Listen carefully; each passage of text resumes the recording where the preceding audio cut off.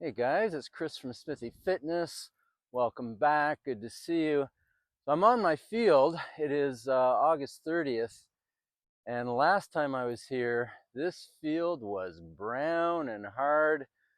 But man, nature is amazing, right? We've had quite a lot of rain, and we're green, and the field is softer. There's still some hardness underneath, but it's really good. And I'm not sweating to death like I've been the last couple of months, really. So let's go for a walk and talk about what is significant happening at this time of year.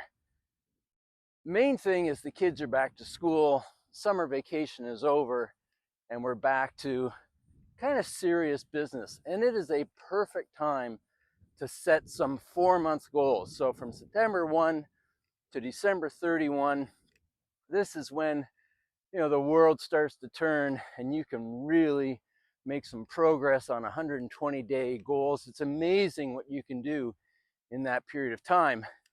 And what I would say is that you make goals for all parts of your life, but I'm only going to talk about the fitness part. The main thing is that your goals need to be big, beautiful, and inspiring. We don't want any tiny goals here. You need something that is going to turn you on when you sit in a chair quietly before you go to bed and you think about your goals. You should get a little bit of a surge of optimism, adrenaline, excitement in your body. So I want you to set some big goals. Now, on the fitness realm, generally, body fat percentage is a big one. Strength goals, of course, is a big one. Athletic goals, that sort of thing. That's really what we're after. I want you to think about, when you're setting these goals, to know exactly where you are right now. If you have a body fat goal, let's say, and the goal is to, I don't know, maybe get to 12% body fat, which is a great goal, very athletic look, and you'll feel fantastic. Your clothes will fit better. Everything is better when your body fat percentage is lower. But you've got to figure out where you are now. An easy way to do it is through the calipers. Probably had body fat tests when you were in school, in high school, and they take readings of 7 parts of your body or whatever it is.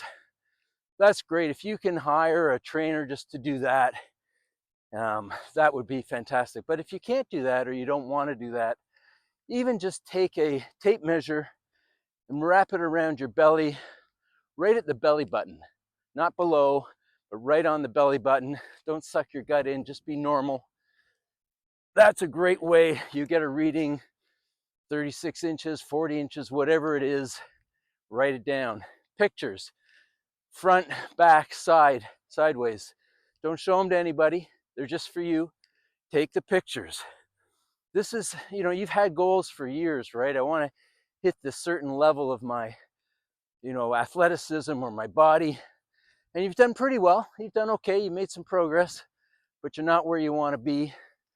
Let's this time take all that prior practice and really make it happen. So body fat, strength. On body fat, maybe you want to see your bicep vein. Guys, we know that bicep vein looks good, looks athletic, can be seen, just wearing a t-shirt. So that's a great goal, but again, you'll need about 12%. Maybe you want to bench 100 kilos, in my case, or 225 pounds. Maybe that's your goal.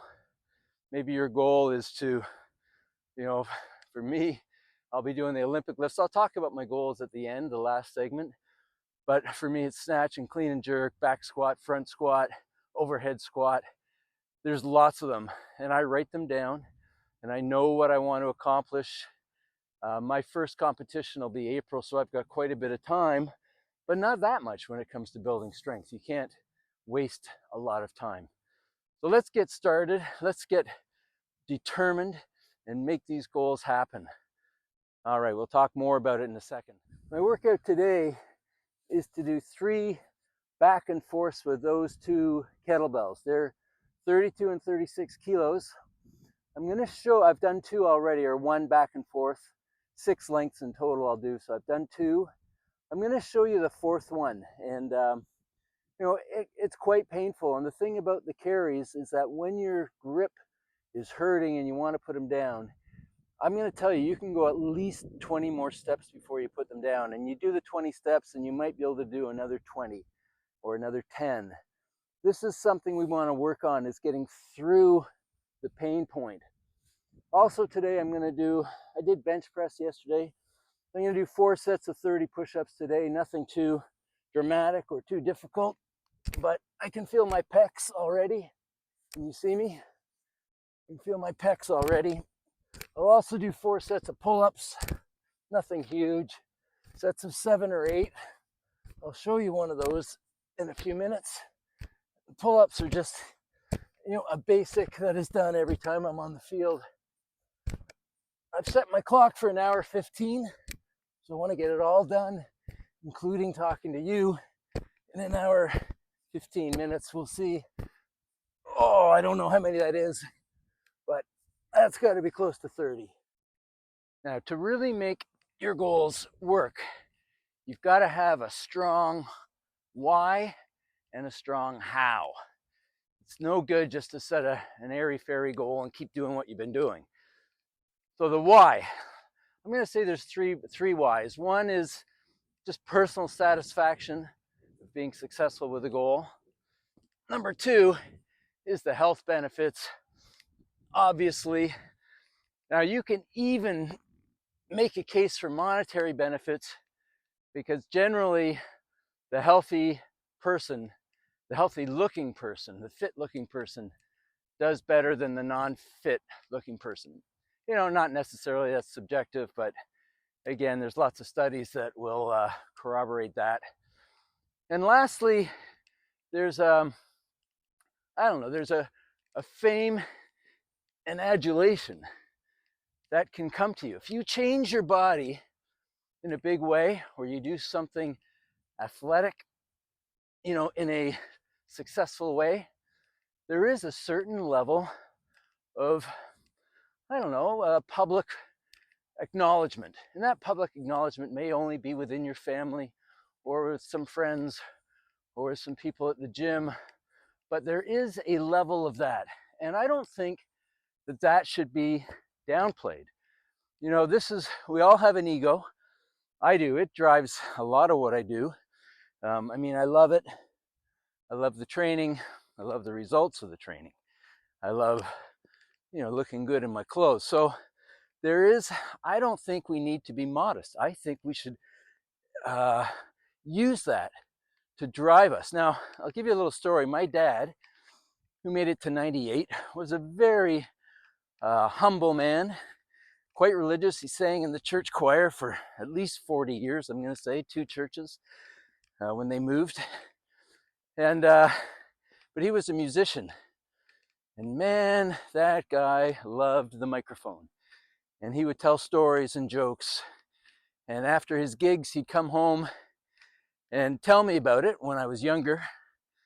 And he'd be, you know, oh, and they laughed at this one when I did this, and well, they loved the song that I wrote. And, you know, he felt great about it. And then when I'm older and I go visit him, when I'm 40 and he's 80 and 45 and 85, he would tell me about his most recent gig. And he had a band, it was called Les Smith and the All-Stars. His name was Leslie, British guy. And he would be up there making the, mostly senior citizens by that time, were watching his band, because that's the kind of music they did in those days, or that he liked and had the audience for. But he loved it, and it drove him for sure to be a better saxophone player, to write better tunes, to polish his act. And I know he worked at it quite hard. So, look, there's nothing wrong with the adulation, you know, being a, I don't know, sexy beast when you get it done, feeling good about that, getting heads turning. Use it all to propel you to the greatness that you really want deep down. And if that doesn't turn you on so much, that's not your personality, then look at the health benefits that go with it, and just the self-satisfaction.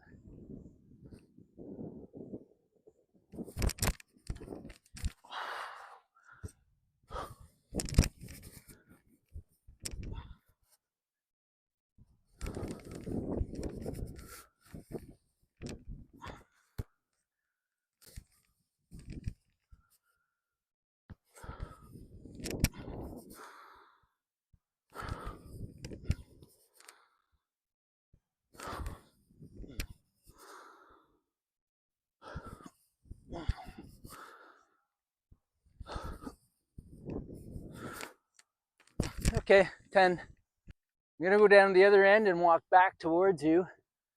I think the mic can pick me up from quite a distance, so I'll be talking, and we'll talk about the how of reaching your goals.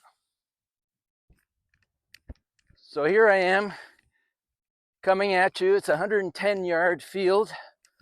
I got a 32 and a 36 kilo bell. It's 150 pounds, damned heavy. All right, so let's talk about the how of your goals. And really there's two things you got to do. You've got to train consistently, obviously. I'm going to say if you're over 50, that's 2 to 3 days a week, and you go hard when you train. And on those 2 or 3 days, you're doing different body parts. So you're only hitting the same body part, maybe every 7 days, something in there, every 6 days, every 5 days. We're older.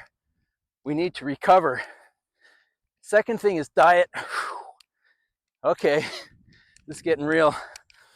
And I'm going to say I've changed, right? I was carnivore. Now I've changed to low fat. Still lots of protein, but lots of carbs too. Oh my God, I'm going to do it. It always helps talking to you guys. Takes my mind off the pain. The diet. So protein, very low fat protein. This is a low fat diet or a low fat way of eating. The protein should be the leanest cuts, lots of chicken and turkey, and the leanest steaks you can find. It does rule out eggs, which are quite high in fat, and the ribeyes. You still have them from time to time. But if you've got 40 pounds to lose or 50 pounds to lose, let's say, really go strict, I would highly recommend.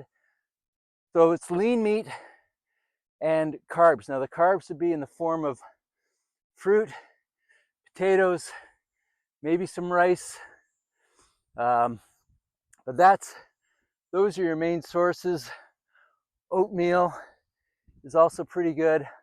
I'm going with a lot of potatoes. So you could eat 1, 2, 3 pounds of potatoes, and that will fill you up to the point where you don't have the cravings for sweet. And if you do, just have an apple or have some mango. That's nice and sweet. But we really want to keep the fats down. Now, a fat has 9 calories per gram. A carb has 4, and a protein gram is also 4. So 4 for carb, 4 for protein, 9 for fat. And what I'm understanding is that the nutritional value of fat is very low. The nutritional value of your protein and carb is very high. So you get very well satiated. And you don't really need to count calories. You can eat a lot as long as you keep that fat out of there.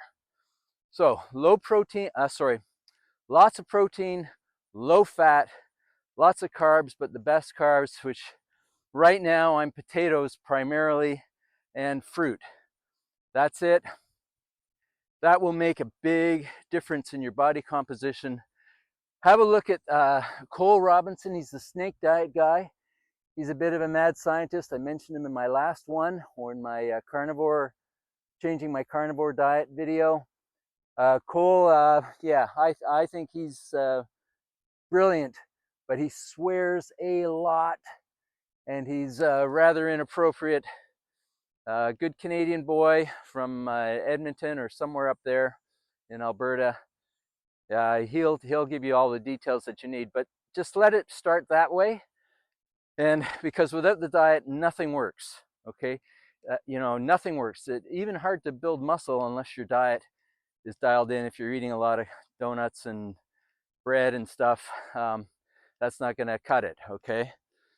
All right, so that was my fourth one. I'm gonna do two more, well, one more back and forth, and we'll wrap it up in a little while.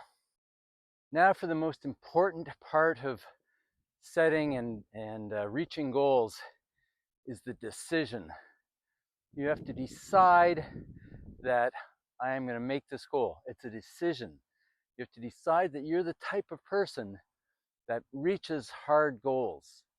You're the type of person that sees a project through to the end. That on day 17 and 38 and 57 and 82, when nobody cares what you're doing and it just seems endless, and maybe you're not quite progressing as fast as you want, and Christmas parties are coming, you got to stay on the plan, and you have to acknowledge to yourself that I am the guy that stays with the plan till the end. This time I'm going to do it. So I was going to tell you about my goals. I think I'll just make a separate video, otherwise this will go forever, and I got things to do. So thanks for tuning in. Hey, like and subscribe, please. It makes a big difference, and I'll see you in the next one.